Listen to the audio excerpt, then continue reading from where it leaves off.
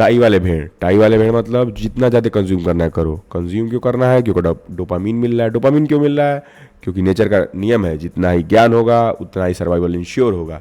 Survival कैसे ensure हो रहा है? जैसे कि अगर आप जंगल में रह रहे हैं, जितने ही जानवरों की आवाज़ जानेंगे, जितने पेड़ों के बारे में जानेंगे, उतना ही आप सर्वाइव कर पाएंगे। इसीलिए आपको नेचर देता है डोपामीन कि और कंज्यूम करिए और कंज्यूम करिए। पर नेचर को शायद ये नहीं पता था कि इंसान एक दिन कंजम्पशन का इतना बेहतर माध्यम बना लेगा कि आप एक सेकंड में, या कह लीजिए एक दिन में ही, पूरी जंगल की जानकारी आप इकट्ठा कर सकते हैं, या आपके फिंगर टिप्स पे पूरी जंगल की जानकारी है, फिर भी आप कंज्यूम किए जा रहे हैं, किए जा रहे हैं, किए जा रहे हैं। क्यों? क्योंकि आप है टाई वाले भेड़। टाई वाले भेड़ मतलब कि आप इकट्ठा किए जा रहे हैं, इकट्ठा किए जा रहे हैं, और आप अपने आप को समझ रहे हैं ज्ञानी, ज्ञानी, ज्ञानी, नॉलेजबल, समझे? पर अब सवाल उठता है कि इसमें समस्या है क्या? जब प्रकृति ही इसको रिवॉर्ड कर रही है तो क्या प्रॉब्लम है? प्रॉब्लम है, समझने से पहले आपको तीन बातें समझनी होंगी। पहली बात है कि वेदांत में एक फॉर्मूला दिया गया है, या 3 वासनाओं के बारे में डिस्कस किया गया है। पहली वासना है देह वासना, दूसरी वासना है लोक वासना। देह मतलब जो शरीर से अच्छा कपड़ा पहनना, अच्छे लोगों के साथ बैठना उठना। उसके बाद लोक वासना है अच्छे लोगों के साथ उठना बैठना, या हाई क्लास मेंटेन करना, अच्छी गाड़ी खरीदना, दुनिया को दिखाना। तीसरी वासना है जो कि है ज्ञान वासना। ज्ञान वासना तो पहला देह वासना, लोक वासना, ज्ञान वासना। ज्ञान वासना में जानते हैं क्या है? कि आप कितना ज़्यादा कंज्यूम कर ले रहे हैं।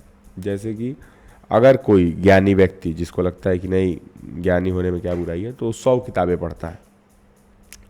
और दूसरी तरफ एक व्यक्ति है जो एक किताब पढ़ा, मुंशी प्रेमचंद की किसी भी किताब, जैसे गबन पढ़ा, या कोई अगर सेल्फ हेल्प की बात करें तो रिच डैड पुअर डैड पढ़ लिया। पर उसको पढ़ने के बाद मान लीजिए वो चाहता है अगर राइटर बनना, अगर वो मुंशी प्रेमचंद की किताब पढ़ रहा है तो उसको रीराइट करना शुरू किया कि अपने अंदाज में मैं गबन को कैसे लिखूंगा। और एक है कि नहीं, मैं पहले सारी मुंशी प्रेमचंद की किताबें पढ़ ले रहा हूँ और 200-400 किताबें पढ़ लूँगा, तब मैं लिखना शुरू करूँगा। आपको क्या लगता है कौन बेहतर लेखक बनेगा? मुझे लगता है शायद जो करना शुरू करेगा वो बेहतर लेखक बनेगा। क्योंकि कुछ विषय ऐसे हैं, या मेजरली विषय में कार्य करेंगे आप तो ज़्यादा सीखने को मिलेगा, रादर देन बस बतियाने पे। ठीक है ना? फिलॉसफी भी चर्चा का विषय है, पर उस चर्चा को आपको वास्तविक जीवन में अप्लाई करना पड़ेगा। अगर आप रोड सेफ्टी की बात कर रहे हैं तो आपको हेलमेट पहनना पड़ेगा। खैर, तो केवल अगर आप कंज्यूम किए जा रहे हैं तो ये एक वासना है। आप वास्तविकता में कुछ कर नहीं रहे हैं, आप बस कंज्यूम कर रहे हैं। पर लगे हाथ अगर आप उस कंजम्पशन से कुछ क्रिएट करते अपने जीवन में तो ज़्यादा बेहतर होता। पर अब सवाल ये उठता है कि फिर लोग अप्लाई क्यों नहीं करते? क्षमा चाहता हूँ, जो पढ़ रहे हैं वो तो अप्लाई करना चाह ही रहे होंगे। ऐसा तो नहीं कि उनको अप्लीकेशन करने का मन नहीं कर रहा है। जैसे अगर कोई अच्छी किताब पढ़े और उसमें कोई अच्छा फॉर्मूला है, या कोई अच्छा टेक्निक है किसी विषय को लेके, कोई फाइनेंसेस को लेके है या सेल्फ हेल्प को लेके है, तो क्यों नहीं अप्लाई करना चाहते हैं? क्योंकि सच्चाई ये है कि आप जब कंज्यूम कर रहे हैं तो आपको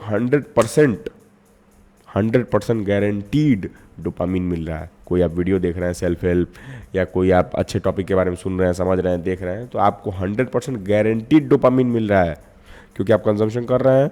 डोपामीन चेक, ठीक है। पर जब आप करते हैं एक्चुअली में टास्क को, जैसे आप एक किताब पढ़ें जिसमें कहा गया है कि ईट द फ्रॉग, मतलब पहले उठते ही पहला काम करिए आप जो आपको सही लगे। ठीक है ना? सबसे बड़ा काम जो लग रहा है आपको वो पहले कर लीजिए। ठीक है? आप उठे और आपको रनिंग करना बिल्कुल पसंद नहीं है, पर आप चाहते हैं कि आपका स्वास्थ्य बेहतर रहे, तो आप रनिंग करने जा रहे हैं। पर अगर आप रनिंग करने जाएंगे, पहले दिन आप रनिंग करने का 100 मीटर, 200 मीटर, 300 मीटर, 500 मीटर बाद जाके आपकी सांस फूलने लगेगी, आप निराशा महसूस करेंगे, आप थके हुए महसूस करेंगे, क्योंकि आप तो वीडियोस में देख रहे हैं कि वो बहुत सीमलेसली लोग दौड़ रहे हैं और कितना कूल लग रहा है। पर हो सकता है वास्तविकता में आपके पीछे कुत्ता पड़ जाए। तो वास्तविकता में डोपामीन की 100% गारंटी नहीं है। आप उस दिन निराशा से घर लौटेंगे, हो सकता है अगले दिन आप जाए ही ना। पर अगर आप निरंतरता बरकरार रखेंगे तो हो सकता है एक दिन आप वैसे दौड़ रहे हो 2 किलोमीटर, 4 किलोमीटर, 5 किलोमीटर, 10 किलोमीटर दौड़ रहे हो। तो वास्तविकता में डोपामीन या रिजल्ट्स मिलने में, जैसे आप सोच रहे हैं, उसमें थोड़ा टाइम लगता है, और रिजल्ट मिलने की खुशी में टाइम लगता है, और इसमें क्या है, आप देखे आपको खुशी मिल गई, ठीक है ना, क्योंकि आपका दिमाग स्क्रीन में और रियलिटी में इंटरप्रेट नहीं कर पाता है। तो दिमाग आपका स्क्रीन में और रियलिटी में इंटरप्रेट कर नहीं पाता है, तो डोपामीन तो उसको मिल ही रहा है। फूड सेफ्टी शेल्टर सिक्योरिटी आपका इंश्योर है ही, तभी तो आपका इंटरनेट है। तो फिर दिमाग को और चाहिए ही क्या। पर अभी भी एक सवाल है जिससे हम छोड़ रहे हैं। आइए उस सवाल पे चलते हैं कि अगर आप बस कंज्यूम कर रहे हैं तो उस कंजम्पशन से अगर आप कुछ क्रिएट नहीं कर रहे हैं, बेहतर विचार हो गए हैं, बेहतर एक्शंस हो गए हैं। जैसे अगर आप किसी विटामिन्स पे किताब पढ़े, अगर आपने अंदर अच्छे या अपने डाइट में अच्छे विटामिन्स को आप इंक्लूड नहीं कर रहे हैं, या आप सप्लीमेंट्स ऐड नहीं कर रहे हैं, या जो भी अच्छा खाना ऐड नहीं कर रहे, तो क्या ही फ़ायदा पढ़ने का उस किताब को। क्योंकि उस किताब का मूल तो यही था ना कि आप अपने डाइट को बेहतर करें। तो इस चीज़ से बाहर निकलने के लिए, मतलब केवल कंजम्पशन के लूप से, कंटेंट कंजम्पशन में कहूँगा, कंटेंट कंजम्पशन के लूप से, वो वीडियो फॉर्मेट में हुआ, ऑडियो फॉर्मेट में हुआ, या पेपर के फॉर्मेट में हुआ, रीडिंग करना हुआ, इसके लूप से निकलने का मूलतः मैं आपको 3 बातें समझाऊंगा, बताऊंगा, या 3 तरकीबें बताऊंगा, या 3 टिप्स बताऊंगा, जो भी आप समझना चाहते हैं। कंजम्पशन जो है वो पैसिव हैबिट है, मैंने आपको बताया, और क्रिएशन जो है वो एक्टिव हैबिट है। तो क्रिएशन हम इसलिए भी नहीं करते हैं यार, मेजरली लोग क्रिएट करने से इसलिए भी बचते हैं क्योंकि पैसिव में क्या है ना, आलस्य है, और आलस्य भी आपका सर्वाइवल इंश्योर करता है। तो डोपामीन तो मिल ही रहा है, प्लस आलस्य भी इंश्योर हो रहा है, मतलब डबल डोपामीन मिल रहा है आपको अपने कंफर्ट जोन में डोपामीन मिल रहा है, आपको पुश नहीं करना पड़ा है। जैसे आप 5 किलोमीटर दौड़ने के बाद जो खुशी मिलती है, वो आप एक वीडियो देखने के बाद या अच्छी किताब पढ़ने के बाद भी मिल रहा है। तो पैसिवली हैं, बैठे हुए हैं, कंफर्ट जोन में हैं अपने, ठीक है।